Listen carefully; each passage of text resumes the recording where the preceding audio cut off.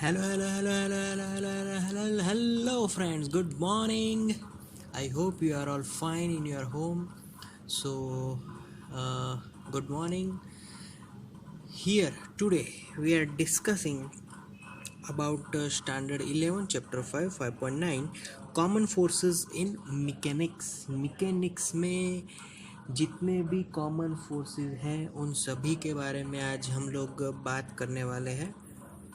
Common forces may basically, if I want to say, if I want to categorize it, then there are two categories.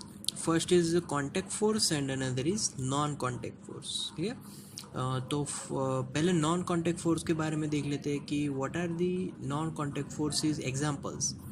तो first of all, any object, if I let that object freely fall, then what happens? That object is going downward direction. Why that object going downward direction? What is the reason behind that object going in downward direction? So that reason is earth gravity. Due to earth gravity, it will goes downward direction. अब ये जो gravity है वो हमें क्या दिखती है? नहीं दिखती. तो that means the every object produced some gravitational field around it according to their masses के अकॉर्डिंग वो अपना ग्रेविटेशनल फील्ड प्रोड्यूस करते हैं. And because of that gravitational field every object attracted towards the each other. Clear. So it is in the non contact force. तो first non contact force, और उसका मैं अगर एग्जाम्पल दूँ तो first is gravitational force. Clear. That is the first most example of non-contact force. Okay, now second example. What is second example? That is magnetic force. Yes. Whenever if we brought two magnets together, what happens there? If they are like poles, then they will repel. If they are unlike poles, they will attract. Clear. अगर south north को पास लाओगे तो वहाँ पर attraction होगा, और north north को पास लाओगे तो वहाँ पर रिपल्जन होगा.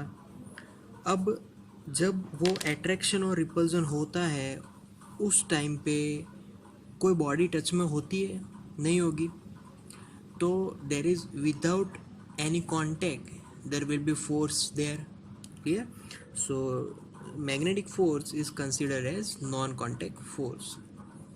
The third non-contact force will be electric force. Electric force is exerted between two charges. अब इसमें भी attraction and repulsion है. If they are like charges, then there will be repulsion. If they are unlike charges, then there will be attraction. Clear. तो वहाँ पर भी कोई without any contact, कोई कॉन्टेक्ट नहीं है, फिर भी वहाँ पर फोर्स लगेगा. Clear. So electric force is also consider in non contact force. Clear. Okay. If we are talking about contact force, अब कॉन्टैक्ट फोर्स की बात करें तो भाई इसमें तो बहुत सारे फोर्सेस है. किसी को धक्का देना, लात मारनी, लाफा देना. क्लियर. किसी को खींचना, किसी को लिफ्ट करना, इन सभी में कांटेक्ट फोर्स होगा, क्योंकि ये सब कांटेक्ट से ही फोर्स लगेंगे. अगर कोई एक ऑब्जेक्ट है, अगर हम उसको ऐसे ज़मीन के साथ ले जा रहे, उसकी जो सरफेस है वो ज़मीन पे टच हो रही है. दूसरा एग्जांपल में अगर हम खुद ही चल रहे हैं तो वहाँ पर भी एज अ कॉन्टैक्ट फोर्स वहाँ पर फ्रिक्शनल फोर्स लगेगा. अब कॉन्टैक्ट फोर्स में पहले मैं फ्रिक्शन फोर्स की बात करूँ तो friction force is parallel. It is contact but it is parallel to the surface. तो friction force is always parallel to the surface. ये एक ऐसा कॉन्टैक्ट फोर्स है. Okay, now another contact force I can tell that is normal force. अब ये normal force क्या है? तो normal force when if I put any book on a horizontal surface, book is at rest there. Clear? Book का अपना एक wait है, वो वेट डाउनवर्ड डायरेक्शन में लग ही रहा है कंटिन्यूअसली। तो बुक उस टेबल पे, उस हॉरिजॉन्टल सरफेस पे कंटिन्यूअसली डाउनवर्ड डायरेक्शन में फोर्स लगा रहा है, फिर भी बुक नीचे नहीं जा रही। तो ऐसा कौन सा फोर्स है कि उसको बुक को नीचे जाने से रोके? And that force is normal force. So normal force is always perpendicular. Yes, it is perpendicular to the surface। Clear?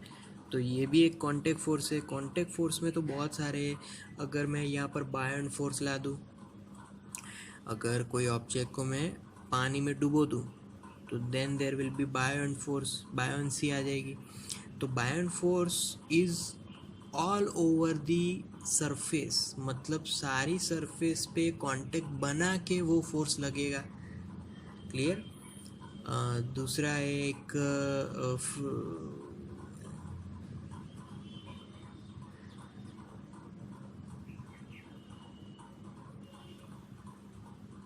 spring force. Yes, spring force, that formula is F is equal to minus kx. K is called proportional, it is called spring constant. Yes, spring constant. Okay, so here negative sign is there in this formula. What is that indication? Indication is that the, if I am putting spring in a pushing mode, the spring will give me backward force which I am give the force direction। अगर मैं spring को दबाऊंगा तो spring उछलना चाहेगी, मतलब कि spring भी मेरे ऊपर ऑपोजिट डायरेक्शन में फोर्स लगा रहा है। So this negative sign means that the spring opposite direction में, मतलब कि एक्सटर्नल फोर्स के ऑपोजिट डायरेक्शन में फोर्स लगा रहा है। Clear? So that is the spring force for spring constants. Okay, और भी बहुत सारे फोर्सेस है। अगर उन सभी के बारे में बात करें तो we have 4 fundamental forces. Clear? Weak nuclear force, strong force, gravitational force and electromagnetic force. Clear? But यहाँ पर अभी उसकी बात नहीं करते हैं। ये जो वीक न्यूक्लियर फोर्स है that is also non contact force, और strong nuclear force it is also in consider as non contact force. But यहाँ पर earlier we discuss only 3 non contact forces. Clear? So these are the forces. अगर हाँ, दूसरे अगर example लेना हो तो अगर हम लोग किसी सॉल्यूशन को स्टीर करना चाहेंगे तो वहाँ पर हम लोग उसको घुमाएंगे। अगर वही चीज़ अगर हवा में घुमाएंगे और वही चीज़ अगर लिक्विड में घुमाएंगे तो डिफरेंस होगा। फोर्स कहाँ पर ज़्यादा लगाना पड़ेगा? तो भाई जो लिक्विड में हम उस चीज़ को घुमा रहे हैं तो वहाँ पर फोर्स लगाना पड़ेगा। क्यों? क्योंकि that medium, that liquid medium is more thick than our air medium. So thickness होगी तो वहाँ पर बायोन्सी होगी, वहाँ पर बायोन फोर्स लगेगा। So due to that buoyant force of the medium we have to give more force to steer their liquid. Clear? So these are the example of forces. So that's all for common forces in mechanics. Thank you guys, thank you so much for listening till the end. Thank you.